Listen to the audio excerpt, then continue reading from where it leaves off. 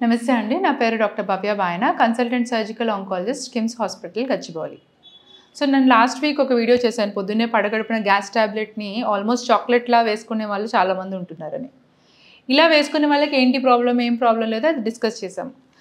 కానీ ఒకవేళ మీరు ఇలా గ్యాస్ టాబ్లెట్ రెగ్యులర్‌గా వాడాల్సి వస్తుంది అనుకోండి, మీరే ఇంట్లో వాడుకుంటున్నారనుకోండి, ఒక క్యాన్సర్‌ని మీరు ఇగ్నోర్ చేస్తున్నారే అని అనుకోవచ్చు. అదేం క్యాన్సర్, దాన్ని ఎలా కనుక్కోవాలి అనేది డిస్కస్ చేద్దాం. సో మనం స్టమక్ అన్న వెంటనే, స్టమక్ క్యాన్సర్ అన్న వెంటనే 2 రకాలుగా ఉంటుంది. ఈ పైప్, ఆహారం పైప్ని ఈసోఫేగస్ అంటాం.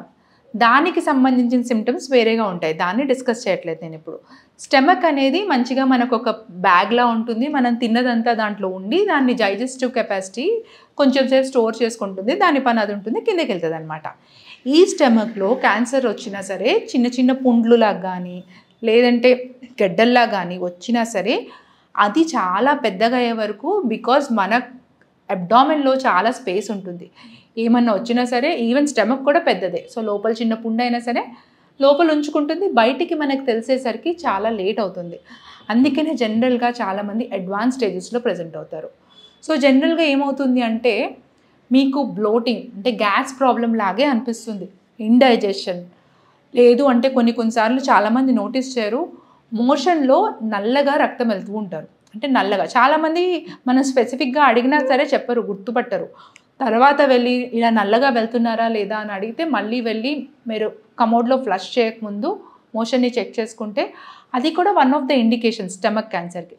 ఎందుకంటే చిన్న చిన్న అల్సర్ పుండ్లు అయినాయి అనుకోండి, ఆ పుండు అన్నాక ఏదన్నా కొంచెం బ్లీడింగ్ అవుతుంది. ఆ బ్లీడింగ్ స్టమక్ లోపల అవుతుంది, పైన. ఈ స్టమక్ లోపల అయినప్పుడు దాంట్లో యాసిడ్ ఉంటుంది, దానికి చాలా దారి ఉంటుంది. స్మాల్ ఇంటెస్టైన్ దాటాలి, లార్జ్ ఇంటెస్టైన్ దాటాలి. ఇవన్నీ దాటి బయటకు వచ్చేసరికి ఆ రక్తంలా కనిపించదు. ఇంకా మీకు నల్లగా అయిపోయి మొత్తం మోషన్తో మిక్స్ అయిపోయి నల్లగా మెలీనా అంటాం అనమాట.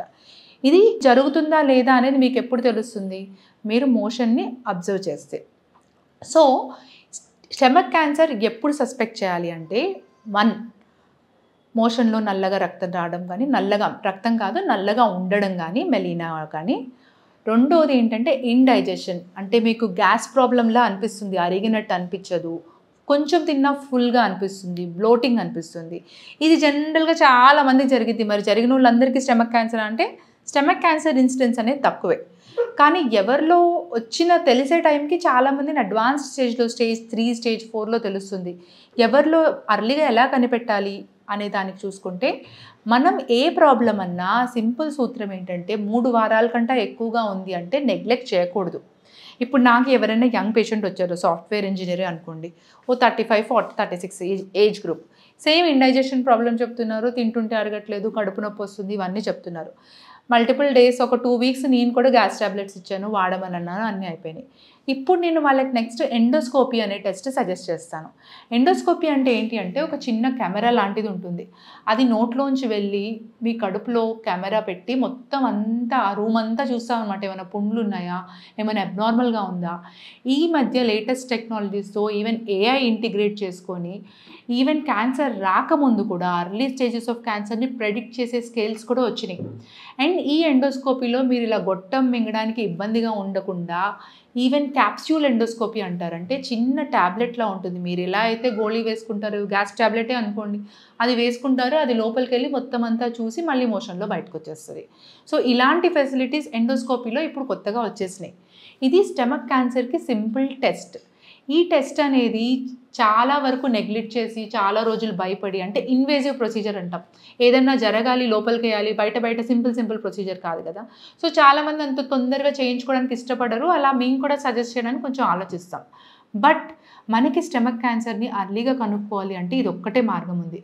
అలా అని ప్రతి ఒక్కరిని వెళ్ళి ఎండోస్కోపీ చేయించేసుకోమనట్లేదు నేను. ఒకవేళ మీకు ఫ్యామిలీ హిస్టరీ ఉంది, ఆల్రెడీ రిస్క్ ఫ్యాక్టర్స్ ఉన్నాయి, మీ ఫాదర్కో మదర్కో అటు తరపున ఇటు తరపున ఎవరికో ఒకరికి స్టమక్ క్యాన్సర్ కానీ ఇంకేదైనా క్యాన్సర్స్ ఉన్నాయి, మీరు కొంచెం ఎక్కువ జాగ్రత్తగా ఉండాలి.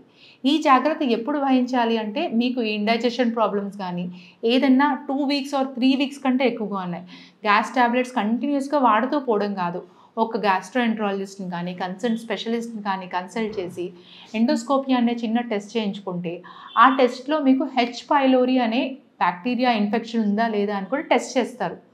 ఈ ఒకవేళ హెచ్ పైలోరీ ఇన్ఫెక్షన్ ఉందనుకోండి, ఈ హెచ్ పైలోరీ అనే ఇన్ఫెక్షన్ కొన్ని రోజుల్లో క్రానిక్గా ఉండి కొంతమందికి స్టమక్ క్యాన్సర్ కాజ్ చేస్తూ ఉంటుంది. యాజ్ ఐ సెడ్, ఇది ఇన్ఫెక్షన్ అనేవి మన దగ్గర యాంటీబయాటిక్స్తో కానీ మన దగ్గర కొన్ని మందులు ఉన్నాయి వాటిని చంపేయడానికి. మనం ఒకవేళ ఎండోస్కోపీలో ఈ హెచ్ పైలోరీ మీకు కానీ ఉందని తెలిసిందనుకోండి, మ్యాక్సిమం ఇండియన్స్లో చాలా మటుకు ఈ మధ్య హెచ్ పైలోరీ ఇన్ఫెక్షన్ ఉంటుంది.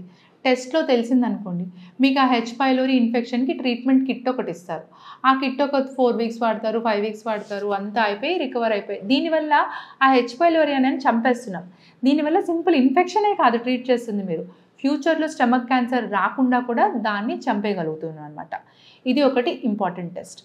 అండ్ స్టమక్ క్యాన్సర్కి ఇంకేమేమి ఉంటాయి అంటే, ఇవన్నీ అడ్వాన్స్డ్ ఫీచర్స్. జనరల్గా చాలామంది ఏంటి బాగా బరువు తగ్గిపోయి వస్తారు, ఆకలి వేయట్లేదు, బరువు తగ్గిపోయారు, అప్పుడు బయటకు వస్తారనమాట. అప్పటికి స్టమక్ క్యాన్సర్ అనేది జనరల్గా అడ్వాన్స్ అయిపోతుంది. ఆర్ కొంచెమే తిన్నారు అంటే, మీరు మామూలుగా 4 ఇడ్లీలు తింటారనుకోండి, ఒకరోజు కొన్ని రోజులు ఫ్రీక్వెంట్గా 1 ఇడ్లీ 2 ఇడ్లీ తిన్నా సరే మీకు కడుపు నిండుగా అనిపిస్తుంది, ఇంకా తినబుద్ధి కాదు, ఆకలేదు, సెటైటీ అంటాము. సో అర్లీ సెటైటీ అంటే మీకు ఒరిజినల్గా ఉండేదానికంటే అర్లీగా సెటైటీ వస్తుంది అంటే ఏంటి, మీ స్టమక్ కెపాసిటీ తగ్గిపోయింది అని. ఈ లైనైటిస్ ప్లాస్టికా అనే ఒక కండిషన్ ఉంటుంది స్టమక్ క్యాన్సర్లోని. అంటే స్టమక్ అంతా ఆ మజిల్ ఏదైతే స్ట్రెచబుల్గా ఇలా సాగే కెపాసిటీ తగ్గిపోయి గట్టి పడిపోతుంది, అది సాగదనమాట. దానివల్ల ఇలా అర్లీగా కొంచెం తిన్న వెంటనే ఆకలి వేయకపోవడం కానీ, కడుపు నిండుగా అనిపించడం కానీ, ఇలాంటివన్నీ అవుతూ ఉంటాయి. సో వీటిల్లో ఏ ఫీచర్స్ ఉన్నా సరే స్టమక్ క్యాన్సర్ని కంపల్సరీ సస్పెక్ట్ చేయాలి, టెస్ట్ చేయించుకోవాలి. అండ్ ఎలా వస్తుంది, నేను ఇందాక చెప్పినట్టు జెనెటిక్గా కానీ ఫ్యామిలీ పరంగా కానీ హిస్టరీ ఉన్న వాళ్ళకి వచ్చే అవకాశం ఎక్కువ. అది యంగర్ జనరేషన్లో వస్తుంది. సో ఏజ్ పైబడే కొద్దీ స్మోకర్స్లో స్టమక్ క్యాన్సర్ వచ్చే రిస్క్ ఎక్కువ ఉంటుంది. అండ్ మన చేతుల్లో మనం స్టమక్ క్యాన్సర్ తెచ్చుకునేవి ఏం చేస్తూ ఉంటామంటే, స్మోక్డ్ ఫిష్ కానీ, smoked anything, barbecue like roast చేసుకొని, అది స్మోక్ నాకు కొన్ని మాడిపోయినట్టు ఉంటే బాగుంటాయి అని చాలామంది తింటూ ఉంటారు. అప్పుడప్పుడు తినడం తప్పలేదు. అండ్ సమ్మర్ అయిపోయింది, అందరూ మంచిగా ఆవకాయ పెట్టుకొని ఉంటారు, బాగా సాల్ట్ వేసి బాగా పికిల్ చేసుకొని, ఆర్ ఉప్పు చేపలు ఎండలో పెట్టి ఉప్పు వేసి. సో ఇవన్నీ అకేషనల్గా తినడం వల్ల జనరల్గా తప్పు ఉండదు. కానీ కొంతమంది ఏం చేస్తారంటే అదే పనిగా రోజు అదే తింటారు, అదే స్టేపుల్ ఫుడ్, రోజు పచ్చడి తినడం, రోజు స్పైసీగా తినడం, రోజు కంపల్సరీ పికిల్ తింది ముద్ద దిగకపోవడం, ఇలా జరిగిన వాళ్ళకి స్టమక్ క్యాన్సర్ వచ్చే రిస్క్ అనేది పెరుగుతూ ఉంటుంది. సో మీ డైట్ హ్యాబిట్స్ అనేది జనరల్గా హెల్తీగా చేసుకోవడం, అకేషనల్గా ఇండల్జెన్స్ చేసుకోవచ్చు, కానీ రెగ్యులర్ డైట్ హ్యాబిట్ అదే ఫాలో అవ్వకుండా ఉండడం.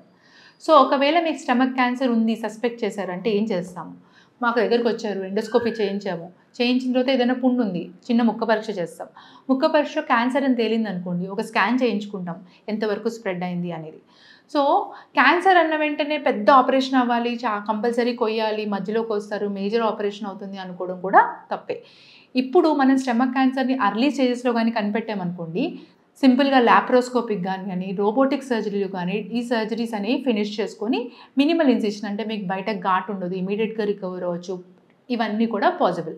అండ్ మనకి కీమోథెరపీ పరంగా కూడా చాలా అడ్వాన్సెస్ ఉన్నాయి. స్టమక్ క్యాన్సర్కి జనరల్గా పెరి ఆపరేటివ్ కీమోథెరపీ అని వాడుతూ ఉంటాము, రేడియేషన్ అంత జనరల్గా అవసరం ఉండదు. సో మీరు మెయిన్గా ఇవన్నీ కాదు, స్టమక్ క్యాన్సర్ని ఎప్పుడు సింపుల్గా మీరు చేయాల్సిందల్లా ఒకటే, ఏదన్నా ప్రాబ్లం ఒక 3 వారాల కంటే ఎక్కువ ఉంది, ఇండైజెషన్, బర్నింగ్ సెన్సేషన్, గ్యాస్ట్రైటిస్, ఏమి మీ అంతట్లో మీరు డయాగ్నోసిస్ రాకండి, చాట్ జీపీటీని అడగండి, ఇంకా ఏయో చెప్పిద్ది, జస్ట్ ఒక డాక్టర్ని కలిసి కుదిరితే ఆయన సజెస్ట్ చేస్తే ఒక ఎండోస్కోపీ చేయించుకోండి. స్టమక్ క్యాన్సర్ అనేది అర్లీగా తెలుస్తుంది, తెడిలం వల్ల లైఫ్ స్పాన్ అనేది చాలా పెరిగిద్ది. మన ఇంటెన్షన్ జనరల్గా స్టేజ్ 1 ఆర్ స్టేజ్ 2లోనే కనిపెట్టాలి. మనకి ఇప్పుడు పాపులేషన్లో స్టేజ్ 3 ఆర్ స్టేజ్ 4లో వస్తూ ఉంటారు ఎక్కువగా. సో స్టమక్ క్యాన్సర్తో మీరు ఎప్పుడైనా డయాగ్నోస్ అయినా ఆర్ మీ రిలేటివ్స్ ఎవరైనా డయాగ్నోస్ అయినా వాళ్ళకి ఎందువల్ల డిలే అయింది, జనరల్గా చాలామందికి డిలే అయ్యే ప్రజెంట్ అవుతూ ఉంటారు, ఏం చేశారు, దాన్ని మనం ఎలా అరిగట్టచ్చు అనే దాని గురించి మీరు ఏమైనా సజెషన్స్ ఇవ్వాలనుకుంటే కామెంట్ సెక్షన్లో కామెంట్ చేయండి, దాని గురించి డిస్కస్ చేద్దాం. Thank you.